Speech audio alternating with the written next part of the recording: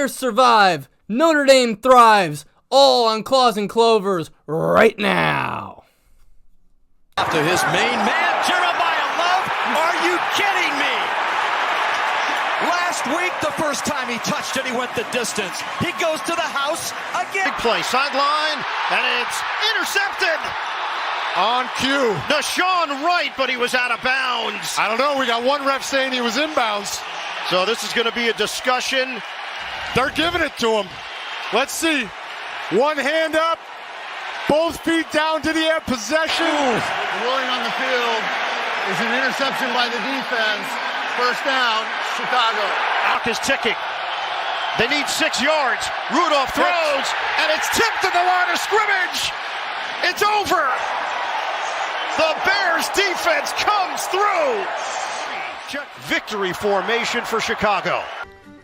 Welcome to Claws and Clovers. My name is JP. Please make sure to hit that subscribe button below for more content, and let's get into this weekend's action.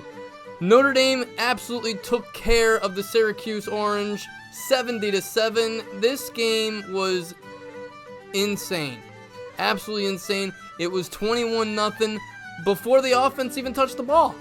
There was a pick six, there was a fumble, and there was a pick six. Then there was a block punt for a touchdown, and then there was another pick six. And then finally Notre Dame's offense took the field and took care of business with Jeremiah Love having 3 rushing touchdowns and 8 carries for 171 yards. An absolute thrashing of the Syracuse Orange. Absolute thrashing of Syracuse. The defense had 4 interceptions for 2 touchdowns. I mean, this defense was smothering Syracuse. This was so one-sided it wasn't even funny. The final was 70-7. This game was just crazy. I'm not going to spend too much time on this game because it was so out of hand, and you really can't read too much into this. But I do want to say this. Miami fans who are complaining and whining and saying how Notre Dame should not be ranked ahead of them. Notre Dame looks a hell of a lot better than you right now. They just do, and they're dominating. And I don't care who's on their schedule. I don't care who they're playing, why they're playing them, what the reason they're playing them for is. I don't want to hear any of that crap. Miami, I'm telling you right now, if we met you in the college football playoff right now, number one, the game would be in South Bend, so you'd bitch about that because it'd be too cold, and you would get absolutely run out of the damn stadium. Because Miami, we all fell into that trap. You came out of the gate smoking hot. You beat Notre Dame. You looked good. Your defense was playing on fire. Your offense was scoring. You were getting wins left and right. And now you're falling apart. Now you're falling apart. So if Notre Dame played Miami now, Notre Dame would wax them. And I don't even think it would be close because C.J. Carr looks way more comfortable now. Notre Dame knows their identity, which is running the football and playing tremendously good defense, taking the ball away. So I don't want to hear any more of this crap that Miami should be ranked ahead of Notre Dame because that should not happen whatsoever. Notre Dame looks way better than Miami. They look way better than Texas. And Notre Dame needs to be considered a top 5 team in the country. And if you don't think that, you're just a hater because that's the way Notre Dame looks right now. They look insane. I expect them to go into Stanford, take care of their business, and then get into that college football playoff and get ready for that. I do not expect a letdown at Stanford. I expect another beatdown similar to this one, and that's just honestly where I think we're heading. But Notre Dame is absolutely playoff bound. They're a top team in the country, and that's just facts. Okay? That is just facts. Notre Dame is getting into the college football playoff for the 2nd year in a row, and I think they're going to go on another run like they did last year, to be honest, because C.J. Carr is going to lock it down.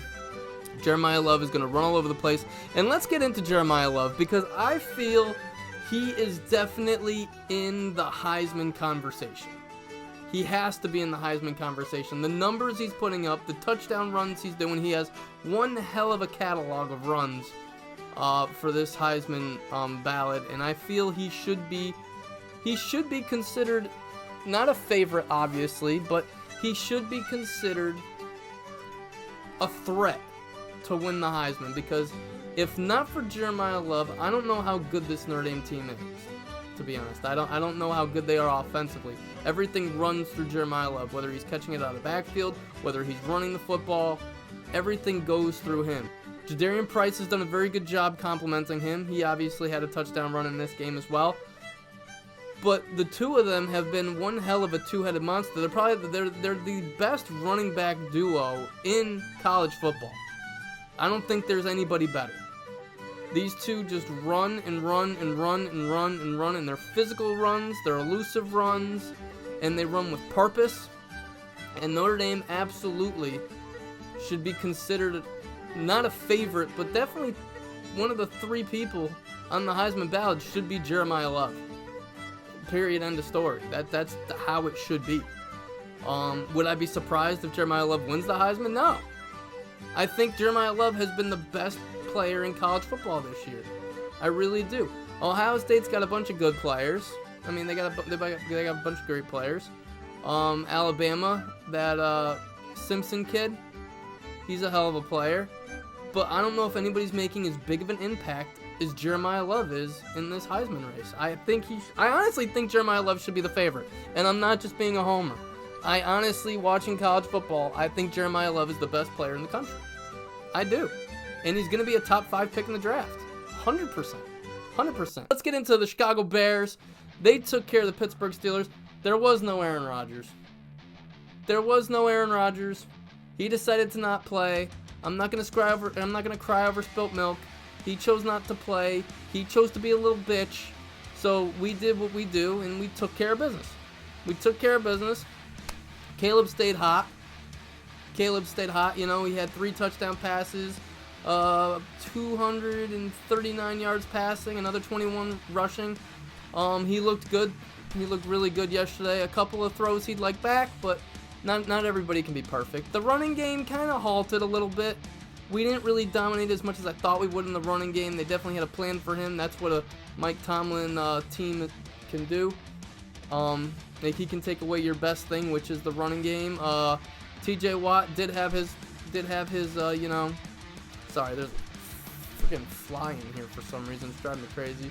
But TJ Watt did his thing. He got his sack fumble on Caleb Williams. They got the touchdown. They went up 14-7. But after that, it was Bears domination after that. I mean, DJ Moore had 2 touchdowns. Colston Loveland had a touchdown catch. Kyle Monungai had a touchdown run. Bears offense looked really good. That Steelers defense, I'm telling you right now, besides that front four, because the Steelers do have a hell of a front four, but that secondary, and I said it before, I said they can get got. And they got got. They got got because Caleb Williams had time to throw. He was efficient with his throws. He was accurate with his throws. He knew where to go, when to go, how to go. Like, he looked really good. Him and Ben Johnson are really meshing. They are really meshing now, and we have a big game against Philly. We're going to get to that later. But Chicago took care of their business yesterday, and no more excuses. No more excuses. I don't want to hear any excuses. Oh, the Bears don't play anybody. Go look at the top teams in their divisions. Go look at Denver. Go look at the Patriots. Go look at those teams, because if you're going to say we don't play anybody, they don't play anybody either. New England has probably one of the weakest strengths of schedules I've ever seen in the National Football League. And you know why our schedule is so weak? Because we play a last place schedule. I don't know if people realize this, but when you're a last place team, you play a last place schedule, which means you play the Giants, which means you play the Saints, which means you play forgetting somebody. We play the Browns. Well, no, that's because we play the AFC North. But we play a last place schedule. And that's why you see so much parity. That's why you see teams go from last to first, because they play a last place schedule. And they may not be a bad team when they play that schedule. It's just how the schedule unfolds. So I don't want to hear any crap about how, oh, they played the Giants. Okay? So what? Oh, but they played the Cowboys. Okay, Cowboys are actually looking pretty good right now. And Packer fans, you don't have any room to talk because you tied the Cowboys, whereas we just absolutely smacked them. And don't even give me this crap. Well, they didn't have CeeDee Lamb. It's not our fault the pussy got hurt. It's not our fault he got hurt. He couldn't stay on the field. That's not our problem. He can't handle a tackle. So yeah, I don't want to hear any of this nonsense. But let's get back to the Bears. The defense Nashawn Wright deserves one hell of a shout-out.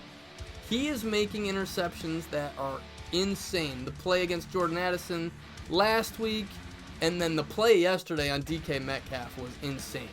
He went up and took that ball away. Like, he made one hell of a play on the sidelines there. The defense played good. DeMarcus Jackson, he played really well yesterday. Hippolyte played solid until he left the game with an injury. Montez Sweat finally showed up. And made big play after big play yesterday. He had 2 sacks. One of them was a strip fumble that got us the ball back, and we were able to go score a touchdown on that. Hell of a play by Montez Sweat. The defense really stepped up. Dennis Allen did a hell of a job with very little. Very little, because remember, we're missing Tremaine Evans, we're missing T.J. Edwards, we're missing Noah Sewell, we're missing Kyler Gordon, we're missing Jalen Johnson, we're missing a whole bunch of defensive pieces, and we're still finding ways to win.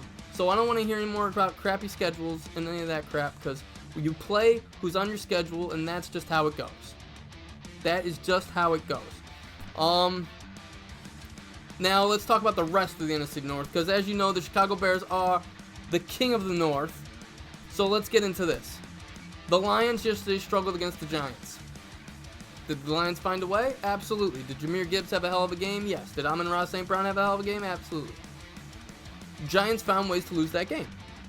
So the Lions won the game. They beat the Giants.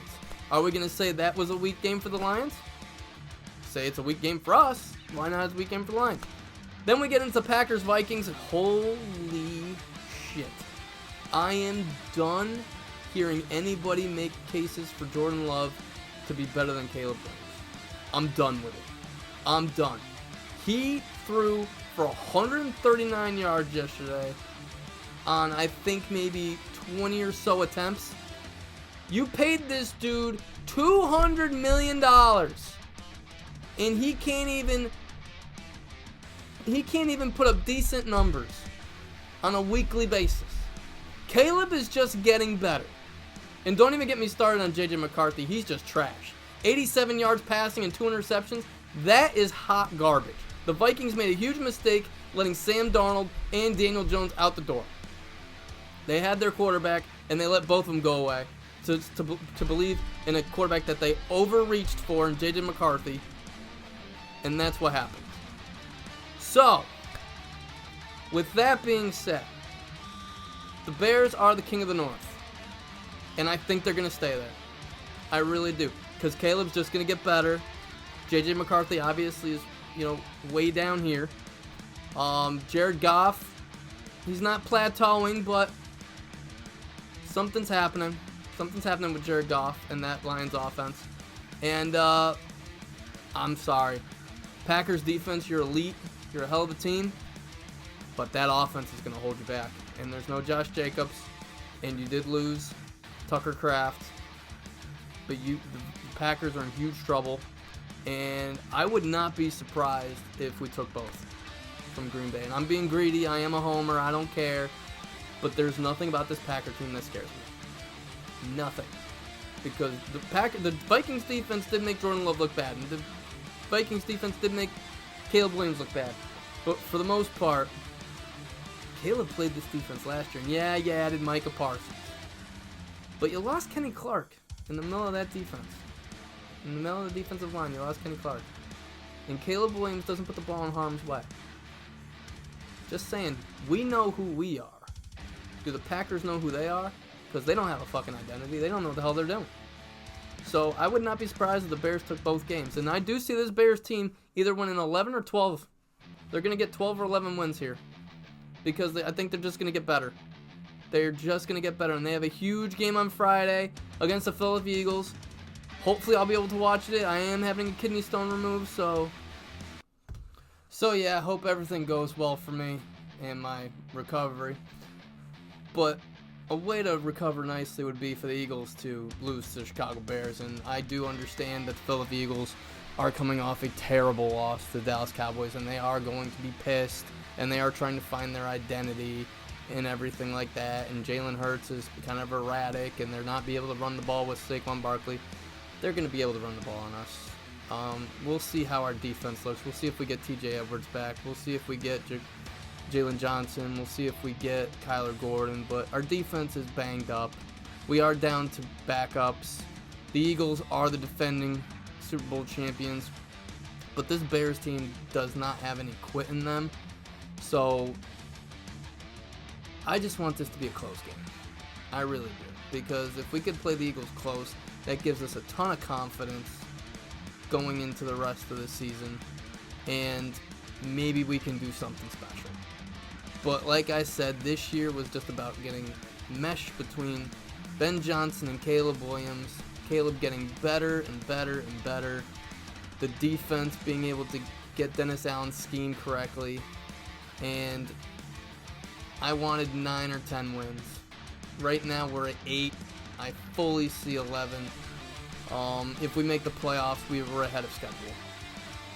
We're ahead of schedule. So, everyone enjoy your Monday night. Bears-Eagles this Friday. Have a good one.